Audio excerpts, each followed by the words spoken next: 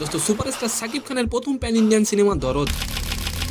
দোস্ত বিভিন্ন দেশে একযোগে মুক্তি পেল, ভারত ও পাকিস্তানের প্রেক্ষাগৃহে মুক্তির অনুমতি পেল না দরদ সিনেমা। কিন্তু কি কারণে এমনটা ঘটলো? এন্ড সেকেন্ড নিউজটি থাকবে দোস্ত 30শে ডিসেম্বর শুরু হতে যাচ্ছে একাদশ বিপিএল। আর এবার এই বিপিএল এর থিম সঙ্গে থাকবে বিশাল পরিবর্তন। দোস্ত বিপিএল এর থিম সঙ্গে থাকবে সরকার প্রধানের ছোঁয়া।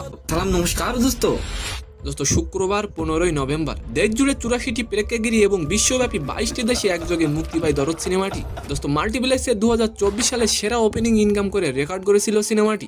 দোস্ত তবে অবাক করা বিষয়টি হলো 2 দিন না যেতেই দর্শক করায় ভুগতে থাকে সিনেমা। দোস্ত সাকিব খানের মুভি আপনার কেমন লাগে অবশ্যই কমেন্ট করে জানাবেন। দোস্ত জানা যায় বাংলাদেশ ও ভারতের যৌথ প্রযোজনায় নির্মিত প্রথম প্যান ইন্ডিয়ান সিনেমা দরদ ভারতের প্রেক্ষাগৃহে মুক্তি বন্ধ রয়েছে।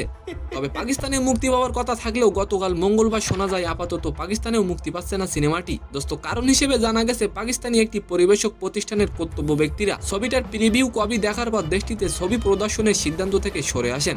দোস্ত তবে অনন্য মামুন জানান অন্য পরিবেশকের মাধ্যমে শীঘ্রই ছবিটি পাকিস্তানে মুক্তি পাবে। দোস্ত সেকেন্ড নিউজটি হলো নতুন বাংলাদেশ, নতুন বিপিএল, নতুন থিম সং এবং এবারের বিপিএল এর সেই থিম সঙ্গেও থাকছে নতুনত্ব। দোস্ত 30শে ডিসেম্বর শুরু হতে যাওয়া একাদশ বিপিএল এর থিম সং লেখায় হাত লাগিয়েছেন প্রধান উপদেষ্টা ডক্টর মোহাম্মদ ইউনুস। দোস্ত বিষয়টি নিশ্চিত করেছেন উপদেষ্টা আসিফ মাহমুদ। উপদেষ্টা আসিফ মাহমুদ বলেন থিম সং এর 2-3 লাইন লিখেছেন প্রধান উপদেষ্টা। দোস্ত আসিফ মাহমুদের প্রত্যাশা বিপিএল এর মাঠেও খেলা এবার অনেক ভালো হবে। তো সম্মানিত দর্শক, আজকের ভিডিওটি কেমন লাগলো অবশ্যই কমেন্ট বক্সে জানাবেন।